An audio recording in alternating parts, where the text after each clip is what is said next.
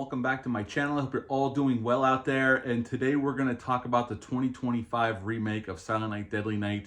This is going to be spoiler heavy, more through the plot and the different take this movie goes down to give us a brand new Silent Night, Deadly Night. So Mike P. Nelson wrote and directed this film. He just gave us Sweet Revenge, the Friday the 13th short film back in the summertime. He also directed the remake of Wrong Turn from several years ago. We have Rohan Campbell in here as Billy. Billy is back and on the big screen. And we also got Ruby Modine in here as Pamela. This is a young lady that Billy meets in this small town of Hackett. Hackett, a little on the nose, but it's fun. And Billy becomes smitten with her, let's say, and they start up a relationship during the film. Now, right in the beginning of the film, we're reintroduced to Billy, and Billy has been naughty in his own way, but he's doing his thing. He's taking people out, and we get the backstory kind of like we do in the first film. I will say up front, this film definitely has the bones of the original Silent Night, Deadly Night. They kept the bones of it, but what they did with it was took it in a different direction. This is very much a slasher film, no doubt. It just takes it in a different direction than the original film. Now, I like the original film. I always have. It's a movie I've seen for a very long time on VHS back in the early 90s when I was probably too young to see it. And pretty much we start getting Billy's backstory. We get at the rest home with his grandfather. We see that. It's done in a different way, but then Billy witnesses his parents get killed by this guy who pulls up behind them. It doesn't happen the same way, but the guy is dressed like Santa Claus. And that comes back later at the end of the film for a reveal. But by the time we get to that, you know what's going on. But the different thing in this movie is I know in the original film we do spend a lot of time with Billy. From a child up until he's an adult when he goes to work at Ira's toy store. And when he finally snaps. And I do like the first film in terms of, Billy is sympathetic in that first film. He witnesses this horrible event on the way home from visiting his grandfather after his grandfather scares the shit out of him. He witnesses his parents get killed in a very violent way. Then he has to go live in that orphanage. Now, in this film, they take a different angle on it. And we learn about Billy is more of his backstory in the later part of the film when he's basically telling Pamela about why he is the way he is, what he does, and we'll get to that. And anyway, we see Billy has a voice in his head that tells him who he's going to kill next or who he should kill next. And we see that throughout the film. And at first you might think, what the hell's going on? But it does get, at the end of the film as we go on, it does get reveal itself why he's hearing this voice in his head, who the voice in his head is, because it is a specific person that Billy had come in contact through his life. And Billy also has this advent calendar, which each victim he takes blood and puts a fingerprint, and you could tell it's been years and years that he's been using this advent calendar. And Billy just drifts. He goes from place to place, and he goes to Hackett, this little small town of Hackett, and he gets a job in Ida's trinket store where Pamela works with her dad, and he becomes smitten with Pamela right away. But there's also something off about this town, as the voice in his head tells him, and pretty much he starts taking out the townspeople one by one. Now, there is a scene, and they did release the footage online a couple days ago, the scene where he follows this one woman to this, well, he doesn't know it's going to be a party, but he walks into this bar and he turns around and it's a white power Nazi rally. And in his head's like, well, we're going to have to figure out a way to kill her without drawing attention to ourselves. And Billy's pretty much like, screw it, we're going to kill them all. And it's a pretty entertaining scene. And you don't mind Billy killing a bunch of Nazis, so we're on his side in this moment. And then towards the end of the film, there's also this guy in town that's kidnapping kids, and there's a bunch of disappearing kids.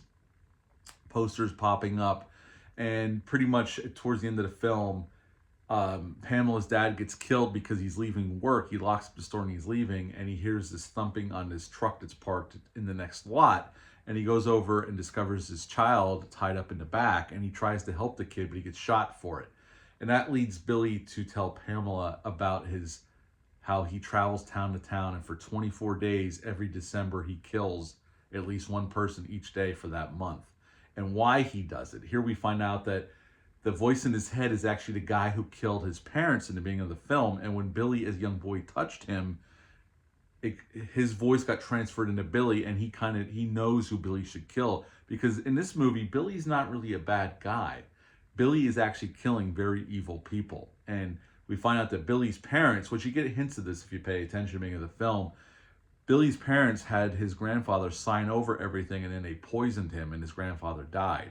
So Billy's parents were on the shit list for this guy to come up and kill them, and but Billy's mother fought back before he could kill her, and although he does kill her, and he ends up dying, but he passes on to Billy, so he's his voice in his head, and he knows who's the evil ones that need punishment, because Billy does say punishment in this film, and the things we expect from the original film.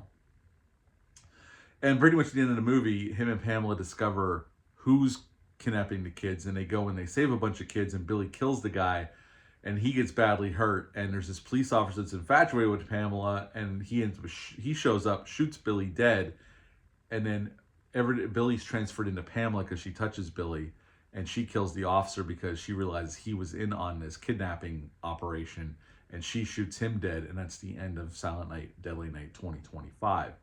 So what to like about this film? Well, there's a lot to like about this film. It definitely, like I said, this is a slasher film, no doubt. Billy kills a lot of people, and it's an unrated movie, but like I said in my out of the theater reaction, don't go in expecting Terrifier 3 levels of gore. It's not nowhere close to Terrifier 3 levels of gore. But it does get really violent, and it does get very gory. It's just not, you got to tamp your expectations down if you're expecting Terrifier 3 levels of gore. I feel like I have to say that because Troy was expecting that, and then when it wasn't that, I said, well, I told you not to expect that. But he still liked the movie. He gave it an 8 out of 10. Rohan Campbell's great here as Billy. I liked him in Halloween Ends. He is not my problems with Halloween Ends. I thought he was really good as Corey Cunningham, and he's really good as Billy. I think he gives a really good performance, and he wields that axe beautifully. I think Ruby Modine is great, and they're great playing off of each other. They have fantastic chemistry, and I bought their relationship, and it's really well done. And for a movie like this, I don't know how much money they had. The financials aren't out there because it was released through Cineverse and Bloody Disgusting. I know they didn't have a ton of money, but the two main leads have to work, and I'm happy to say they work immensely here. They're fantastic together. I think the whole cast overall is really good. I'm not really familiar with some of the actors down the line, but the whole cast is good here, and they do what they need to do. Yes, there's some cheese here. There's some 80s cheese. There's some sleaze. But I think this is a really good reimagining of Silent Night, Deadly Night. And with Billy hearing the voices in his head, it reminded me, and the people actually being evil, we do see it as towards the end of the film where what these people actually did. And they were not good people. They were evil people, which I said in my out of theater reaction, I said this is mixed with Frailty, because in Frailty, Bill Paxton's character got a sign from God that he had to kill demons, and he starts killing people, and at the end of the film it's revealed that he was right. He actually did hear from God, and he was killing demons. It's kind of the same. They kind of meld that in here, and I said Venom because of the voice in his head, and Silent Night, Deadly Night, because there's callbacks to the original film throughout the movie. You can tell what it is. If you're a fan of that movie, as it goes along, you can spot them here and there. And there's two main callbacks to Black Christmas. When Billy goes into Ida's trinket shop at first, because he's following Pamela because he's infatuated with her, she comes up to talk to him, and he's holding two things in his hand, and one is the crystal unicorn from Black Christmas. And then once he gets a job at that store, he's on the phone. We see there's a little scene with Billy calling and ordering some stuff for the store, and he's talking to Agnes. So Billy is speaking to Agnes on the phone, which is another callback to Black Christmas. The callbacks to the original Silent Night, Deadly Night would be like the setup is kind of similar, but Mike P. Nelson turns it on its head. And I like this version where Billy's actually being used to actually punish the naughty, and these people are truly naughty. They're not good people, which is a difference from the first film. Billy once he snaps, he just starts killing everybody he comes in contact with. Yes, some of the people are dickish, but do they deserve to die? No. I mean, he just turns into a slasher in that movie. Although he does have our sympathy until he snaps and starts killing people. In this movie, Billy's actually the good guy in a way. And I enjoyed that angle. I thought it worked for the story they're trying to tell. I really did enjoy that. And with him passing on to Pamela, they could make a sequel where Billy's still there. He's in Pamela's head, but we get those two characters back together again. We're just not going to see Billy unless we show. If we get a sequel, we'll see. Hopefully, it does well. I highly recommend going to see this in the theater if it's close to you, especially if you're a slasher fan. I think this is a really good slasher movie. I think Mike P. Nelson handled this really, really well. There's a lot of handheld shots and a lot of Steadicam in this movie. I thought it was handled very, very well by Mike P. Nelson, and I would say it's definitely better directed than the original film, although I'm a fan of the original film. I think this one's better directed.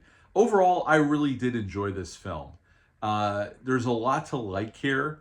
And they do get into Billy's backstory, how he went into foster homes and he ended up killing his first foster mother when he was 17. When he was ready, he killed his first person, and it was his foster mother. And he tells Pamela how he went from town to town, just taking out naughty people, very bad people. And I dug it, man. I don't know if it's going to work for everybody, but it certainly worked for me. Troy enjoyed it. I went with my buddy Dale _ from the Bat and Spider podcast. He enjoyed it. His son enjoyed it. So overall, we were happy campers leaving the theater. It gave me everything I wanted and a bit more that I wasn't expecting.